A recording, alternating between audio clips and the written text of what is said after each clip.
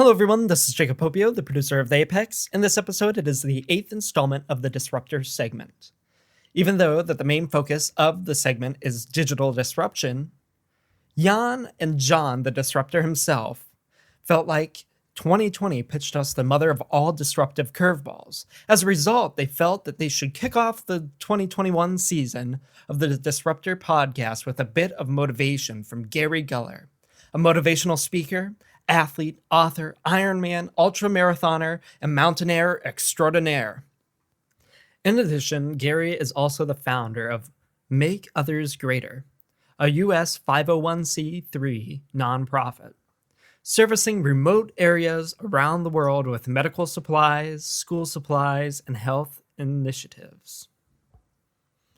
The nonprofit link is makeothersgreater.org. Be sure to subscribe to our YouTube channel for exclusive access to our highlights as well as our favorite pieces of advice. If you want to support us, there are 3 ways to do so. One is to donate to our cause at www.patreon.com/theapexpodcast. Second, visit our merch line that is proudly partnered with Envision Clothing Company at envisionclothingcompany.com. The final one is completely free. All we ask is if you learned something from this episode or know someone that needs to hear our message, share it with them. Please subscribe and hope this pushes you toward your apex. All right, we're live. What is going on, everybody? Welcome, Jan. It's great to see you. How's the snow in Canton, Ohio? Hopefully it's not too much here. I was happy to wake up and see, because for those of you that don't know where I'm kind of located, I'm right smack dab in the center of downtown Canton. And outside of my one window is a direct view of the new Centennial. Seeing it covered in snow, beautiful. So I'm excited because it's the first time I've really seen this much snow in downtown Canton. It's actually really pretty. Excellent. Well, anyway, let's kick this off. I see we're on the live stream. I want to welcome all the Apex Chasers. This is our 8th installment of the Disruptor segment of the Apex Podcast. And even though the main focus of our podcast is typically around digital disruption and what's going on in the industry around digital businesses and design thinking and empathetic selling and things like that, I think everyone would agree that 2020 has pitched us the mother of all disruptive curveballs, so to speak. And as a result, I thought it would be we should kick off the 2021 season of the Disruptor Podcast in this live stream with a bit of motivation from a gentleman named Garry Guller. He's a motivational speaker. He's an athlete. He's an author. He's an Ironman. He's an ultramarathoner. He's a Mountaineer Extronar. And so we have the great pleasure of bringing him in. But before we do, we have a lot to explore with Garry today. But before we do that, I'd like to just, Jan's going to run a short 2-minute film clip from ABC World News. Awesome. This is exciting. I'm starting to feel like Jamie from Joe Rogan. We're getting there, John. We're leveling up. All right. I'm going to play this video.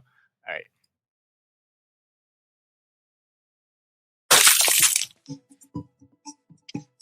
Two stories tonight about human achievement and the quest for overcoming obstacles, and they come from the sports of mountain climbing and golf. Mountain climbing first, and Mount Everest, which has fascinated man for centuries. It is foreboding. It is beautiful. It is mysterious. ABC's Mark Litke is at Mount Everest. It's been a remarkable week of firsts on the world's highest peak, but perhaps the most inspiring first today was that of 36-year-old American Garry Guller, who lost his left arm in a climbing accident 4 years ago. He had led a team of Texans with disabilities on a grueling 17-day trek to Everest Base Camp, a remarkable Everest first in its own right. But then Guller immediately began his own assault on the summit, the first attempt by a climber with one arm. It was treacherous from the start, as fierce winds slowed his team's advance for days. Right now we're experiencing some pretty long winds and pretty sucked in with clouds. But as fast as it deteriorates, weather can suddenly improve on Everest, and after a 17-hour final push today, Garry Guller stood on top of the world. Wow. Awesome. So I am super excited to have on our show someone that I believe truly exudes the Apex tagline, John. Ordinary people accomplishing extraordinary things. Again, ordinary people accomplishing extraordinary things. Easy for me to say. Anyway, a little bit about Garry. He was featured as an award-winning documentary filmmaker in a film called Team Everest, A Himalayan Journey, and was the climbing advisor for a documentary called Sherpa Stew. Both of them I've watched, and they're excellent. I'd highly recommend them. He's also a co-author of a book called Make Others Greater, From Mount Everest to the Boardroom, Vital Lessons from Dynamic Innovators, Explorers, and Everyday Heroes that will inspire the way you lead. In addition, Garry is also the founder of Make Others Greater. It's a U.S. 501c3 not-for-profit that's serving remote areas around the world, including Nepal, with medical supplies, school supplies, and healthcare initiatives. So please welcome to the Disruptor, Mr. Garry Guller. Hey, everyone. Good morning. Nice seeing you guys. Namaste, Garry. Thank you for joining us. It's I tell you, John, I've known you for a long time, and I swear to you, to everyone, even now, when I watch that ABC World News Tonight clip and I hear my name and Charlie Gibson and Mount Everest and the summit and the team that went to base camp, I hope the feeling never goes away. My hands still get sweaty. I've watched this thing 20,000 times. My heart starts beating really fast, and it's just. There are a number of bumps along the journey for sure, but ultimately there was success, and I'm just honored to share the story and start my week out, start my morning out, at this level. So it's great to be here. Well, good, thank you. Yeah, I tell you what, in prepping for this show, I got real nostalgic and really sort of want to go back to Nepal if I can, one of these days. It's a really special place. But anyway, hey, I have another podcasting friend of mine that always says that everyone was born into someone else's story.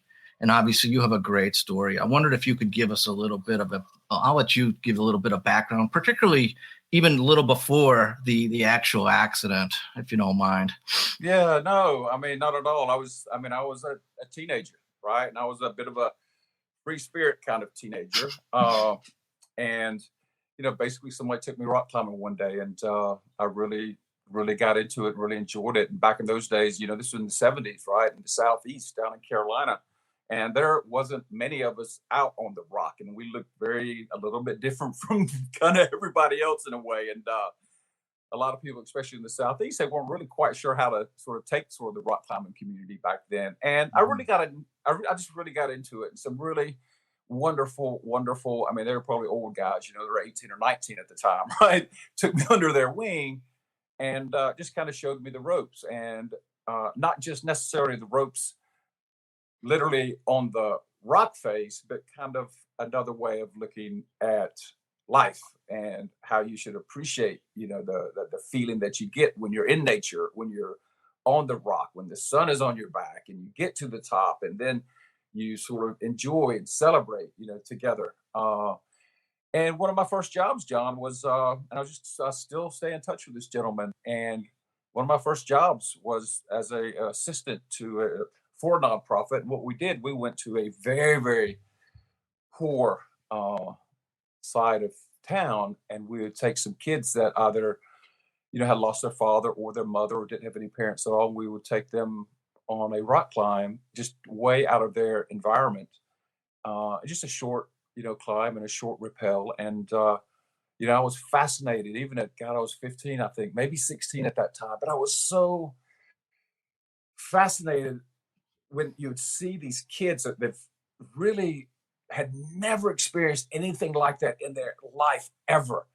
And their eyes would light up, and then they would smile, and then you would hear them talking about it as you was, descending down the trail back to this van that we had hired, and just like they were just way over the moon. And, my hope that just that experience, offered them some, I don't know, some self-motivation, some like success, just something different out of their norm. And, from then on, really up to the accident, I just continued to climb and made multiple trips out west, went to Europe, and always was searching for sort of colder weather, deeper snow, and, kind of pushing the boundaries as much as I could. And then, of course, when I put the expedition together with some friends down into Mexico, my whole life, it came to, it came to an abrupt end, on Pico de Orizaba, quickly. So yeah, tell us about that. Obviously you were in Mexico. How old were you again? You were. I think I was 19. I always say 20, but I think I was 19. So you were still a baby.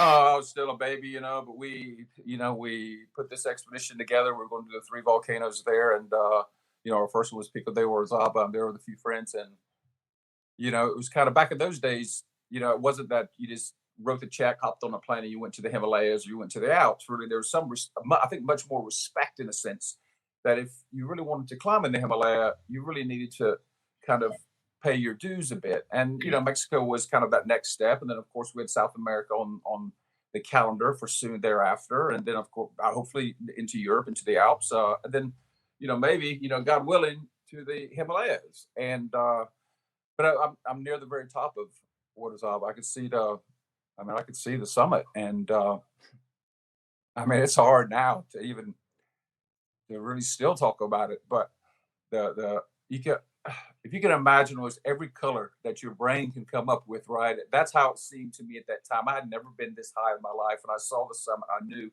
and I remember thinking, it's like, my God, Gary, this is that next step. This is that next step.